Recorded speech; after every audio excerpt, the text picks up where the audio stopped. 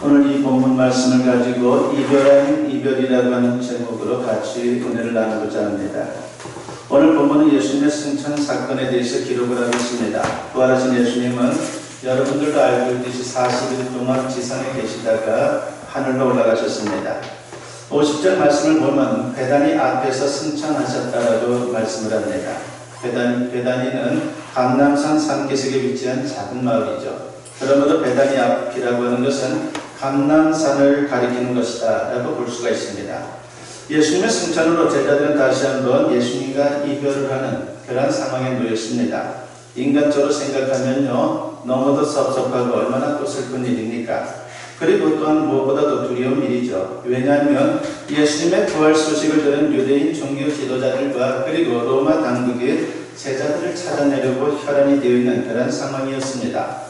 부활을 부정하려고 별의별 헛소문을 그들은 퍼뜨렸습니다. 그 중에 하나가 제자들이 예수님의 시체를 훔쳐서 숨겨두고서 부활했다라고 그렇게 거짓말한다라고 하는 그런 유언비어를 퍼뜨린 것입니다. 그러니 이제 예수님이 훌쩍 떠나게 되면요, 제자들은 어떻게 합니까? 큰일인 것이죠. 그런데 희한합니다. 제자들은 예수님이 떠나는 것이 전혀 섭섭하거나 슬프지 않았다라고 오늘 본문은 소개합니다. 게다가 두려워하지도 않았습니다. 그 모습이 바로 51절로부터 53절 말씀에 나옵니다. 축복하실 때에 그들을 떠나 하늘로 올려지시니 그들이 그에게 경배하고 큰 기쁨으로 예루살렘으로 돌아가 늘 성전에서 하나님을 찬송하니라 하고 있습니다. 예수님이 하늘로 올라가셨는데 그 하늘이 어디입니까? 바로 천국입니다. 우리가 보통 말하는 하늘과는 분명히 다른 것이죠. 영어로 구분하면 스카이와 헤븐, 그렇게 구분할 수가 있습니다. 스카이는 하늘의 공간을 말하는 것이고 헤븐이라고 말할 때는 정확한 위치는 우리가 모르지만 별도의 장소, 특별한 장소, 천국을 의미합니다. 이렇게 예수님께서 승천하시는데 제자들의 모습이 어떻습니까? 그들은 경배하고 예루살렘으로 돌아갔습니다. 그리고 늘 성전에서 찬송하며 살았다라고 오늘 본문은 소개합니다. 마치 아무 일도 없었던 것처럼, 아니 좋은 일이 있었던 것처럼 그렇게 지내는 것입니다. 그렇습니다. 제자들에게 있어서 예수님의 승천, 다시 말해서 예수님과 헤어진 이별은 너무도 좋은 것입니다. 그러면 왜 예수님과 이별하는 게 기쁘고 좋은 것입니까? 우리가 오늘 두 가지로 여러분들과 같이 생각해 보고자 합니다. 그것은 첫 번째로 지금도 계속해서 그분이 우리와 동행하시기 때문에 그건 기쁜 일이다라고 한 겁니다. 예수님이 승천하지만 슬프지 않은 이유는 예수님과 헤어지는 것이 아니라 다른 방식으로 계속 동행한다라고 하는 것 때문에 제자들이 슬픔을 이겨낼 수 있었습니다. 예수님이 떠나는데 어떻게 이게 가능합니까? 성령을 통해서 가능한 것입니다. 예수님은 승천하면서 분명히 약속을 하셨죠. 지금까지 그랬던 것처럼 앞으로도 계속해서 너희와 함께 있겠다라고 약속을 하셨습니다. 이 말씀을 육신적으로 이해하면 곤란합니다. 부활하신 몸으로 하늘로 올라가셨기에 다른 방식으로 우리와 제자들과 함께 두시는 것입니다. 마가복음의 기록을 보면 또 이런 말씀이 나옵니다. 마가복음 16장 19절과 20절에 보면 주 예수께서 말씀을 마치신 후에 하늘로 올려지사 하나님 우편에 앉으시니라. 제자들이 나가 두루 전파할세 주께서 함께 역사하사 그 따르는 표적으로 말씀을 확실히 증언하니라 고 있습니다. 승천하신 후에 하나님 우편에 계시면서 동시에 지상에서 복음을 전파하는 제자들과 함께 일하는 주님의 모습을 소개하고 있는 것입니다. 그래서 여러 가지 표적도 나타났습니다. 아주 생생하게 함께 주심을 알 수가 있는 것이죠. 그렇다고 부활하신 몸으로 함께 하는 것은 결코 아닙니다. 몸으로는 분명히 떨어져 있습니다. 그러나 다른 방식으로 하나님께서, 예수님께서 함께 주시는 겁니다. 그러면 구체적으로 어떤 방식으로 동행하십니까? 하나님의 영이신 성령을 통해서 우리와 동행해 주시는 겁니다. 이런 사실은 일찍이 예수님께서 말씀하신 적이 있습니다. 요한복음 14장 16절에 보면은 내가 아버지께 구하겠으니 그가 또 다른 보혜사를 너희에게 주사 영원토록 너희와 함께 있게 하리니 라고 있습니다. 하나님 아버지께 요청해서 또 다른 보혜사를 보내주겠다는 것입니다. 여기서 또 다른이라고 하는 수식어는 동일한 또 하나를 뜻하는 것입니다. 보혜사 곁에서 늘 동행하며 도와주는 분이다라고 하는 것이죠. 그런데 보혜사 성령은 예수님이 승천하신 후에 비로소 우리 가운데 오셨다는 것입니다. 요한복음 16장 7절에 보면 나와 있죠. 그러나 내가 너희에게 실상을 말하노니 내가 떠나가는 것이 너희에게 유익이라. 내가 떠나가지 아니하면 보혜사가 너희에게로 오시지 아니할 것이요 가면 내가 그를 너희에게로 보내리니 라고 했습니다. 여기서 떠나간다는 말은요, 승천을 말하는 겁니다. 그래야 성령이 오신다는 것입니다. 중요한 것은 그것이 예수님이 육신적으로 함께 계시는 것보다도 더 좋은 것이다라고 말씀을 하고 있습니다. 예수님이 지상에서 제자들 또 성도들과 함께 계시는 것보다도 성령이 오시는 것이 왜 우리에게 유리한 것입니까? 예수님이 아무리 하나님의 아들이라 할지라도요, 육신을 입고 있는 동안에는 그분은 완벽한 인간이기 때문에 시간과 공간의 제약을 받을 수밖에 없습니다.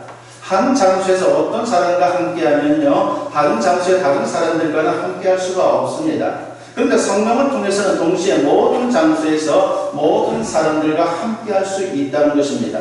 즉 예수님은 승천 이후에 성령을 통해서 편재가 가능해진 겁니다. 어디에든 있는 그런 하나님으로서 우리 가운데 역사할 수 있게 되었다는 것이죠. 요즘 통신이 발달해서 지구 반대편에 있다 할지라도 멀리 떨어져 있다 할지라도 그 사람과 통화가 얼마나 용이합니까? 영상 통화까지 가능해요.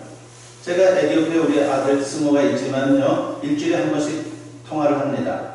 어떨 때는 영상으로도 하고, 어떨 때는 목소리로도 하고, 옛날 같으면 상상도 할 수 없는 일이죠. 무엇보다도 아프리카에 사는 사람과 통화한다는 것은 거의 불가능하죠. 유럽 쪽도 아니고. 근데 지금은 그것이 가능해졌다라고 하는 것입니다. 그래서 마치 눈앞에 있는 것 같이 느껴집니다. 그러나 이곳에 실제로 함께 있는 것은 아니죠. 그런데 예수님의 성령을 통해 함께하는 것은 느낌이 아닙니다. 예수님의 영의 성령께서 실제로 언제 어디서 무엇을 하든 동행해 주시는 것입니다.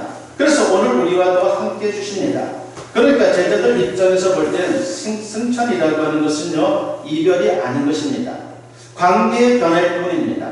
결코 슬픈 일이 아닙니다. 심지어 핍박과 순교, 죽음의 상황에서도 담대할 수 있었고 기뻐할 수 있었습니다. 오늘 우리도 마찬가지입니다. 부활하신 예수님은 하나님 우편에 계시면서 동시에 성령을 통해서 이 세상에서 항상 우리와 함께 하고 계십니다. 처음에 제자들은 예수님께서 내가 떠나가는 것이 너희에게 유익이다라고 하는 말을 잘 이해하지는 못했습니다. 과연 도대체 그건 무슨 말인가? 어떻게 떠나는데 우리에게 이익이 되는가, 유익이 되는가, 참으로 궁금할 수밖에 없었습니다. 유명한 영성학자인 헨리 나우엔이라고 하는 분이 있습니다. 그분의 글에서 예수님의 승천을 말할 때 이분이 창조적인 떠남이다라고 그렇게 정의를 내렸습니다. 여러분, 자녀들을 키우다 보면요, 자녀들이 더 성장하고 더 어른스러워지는 기회가 오는데 그때가 바로 부모의 품을 떠날 때입니다. 태어나서 처음으로 부모를 떠나 유치원이나 놀이방에 맡겨질 때 아이들은 엄청난 충격을 받게 되죠. 부모도 마찬가지입니다. 어린 아이를 어떻게 계속 같이 있던 이 어린 생명을 어떻게 다른 곳에 맡길 수 있나 너무나도 걱정이 되는 것이에요. 저도 마찬가지였어요. 우리 스모를 서울에서 같이 이렇게 살 때에 이제 어느 정도 커가지고 유치원을 보내야 되는데 얼마나 그것이 부담이 되는지 모릅니다. 그래서 한 번은 제가 한 번이 아니죠. 여러 번 제가 교회 출근할 때 제가 서울 마포 영리동에 살았는데 제가 교회는 면목동에 있었어요. 거리가 꽤 됩니다. 스모를 데리고 다녔어요.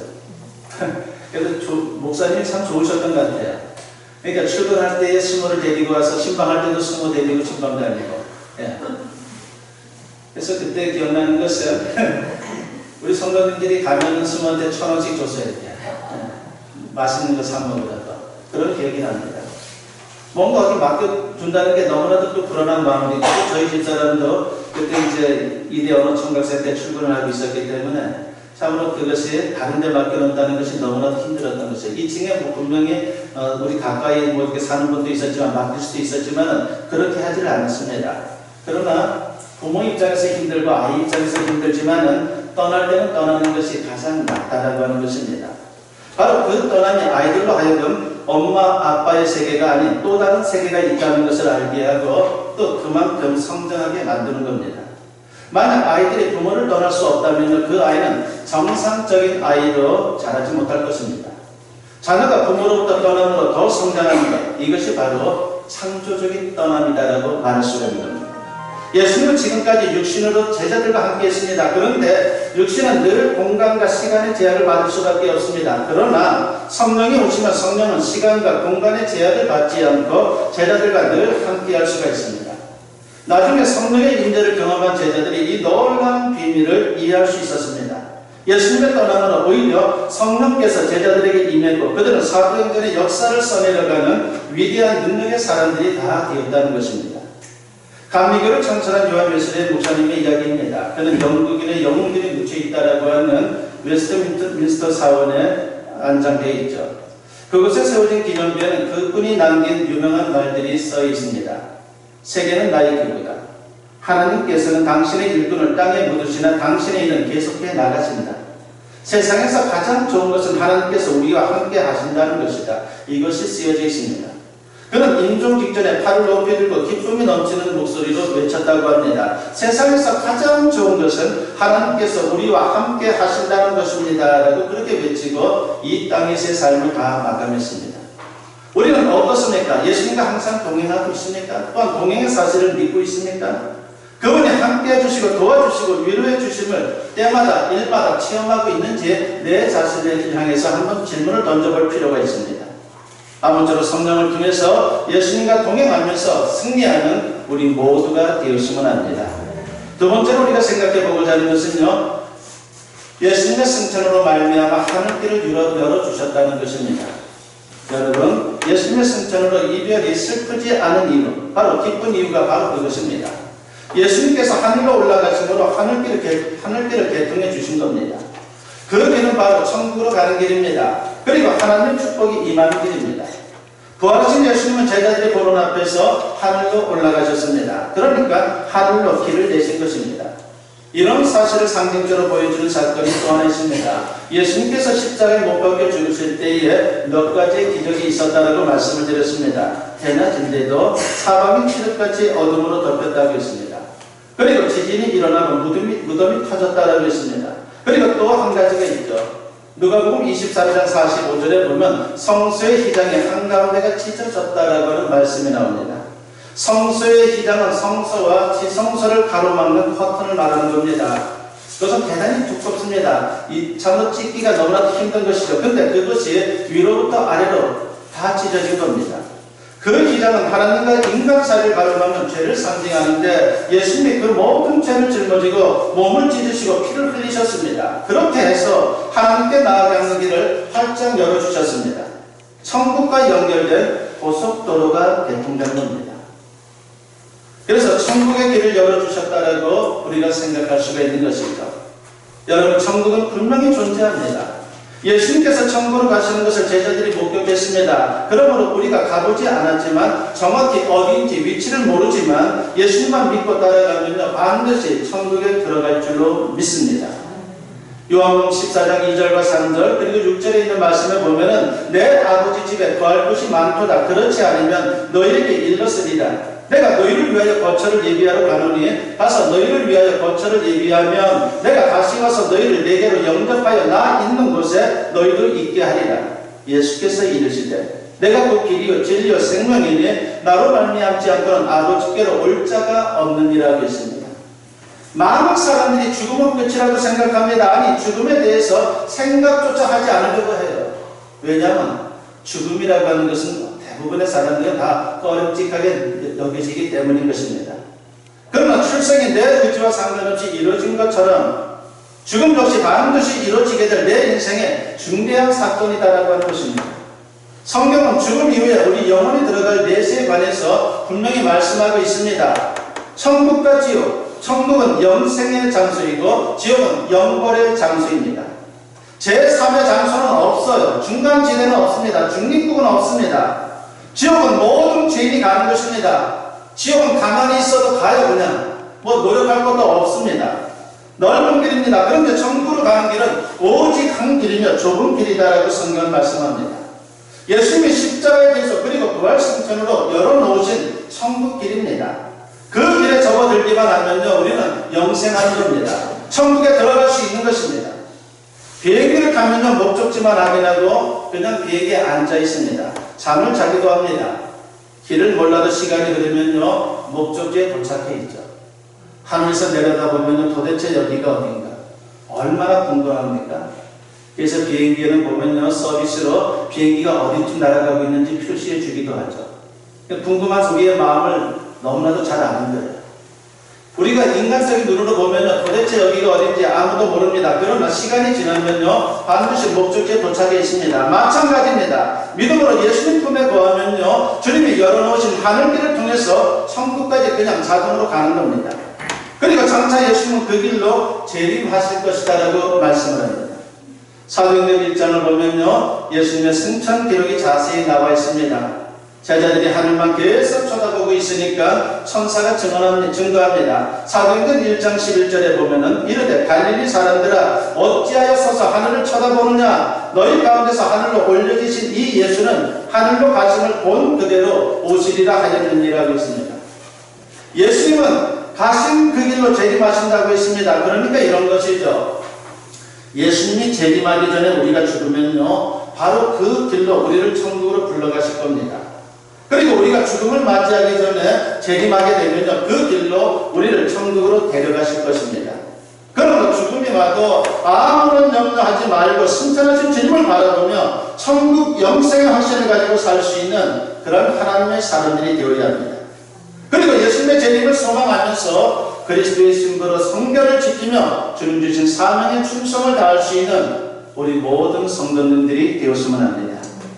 두 번째로 예수님이 열어놓으신 하늘길은요, 축복의 길이다라고 말씀을 드릴 수가 있어요. 그냥 길이 아닙니다. 그 길은, 주님이 열어놓으신 길은 축복의 길인 것입니다.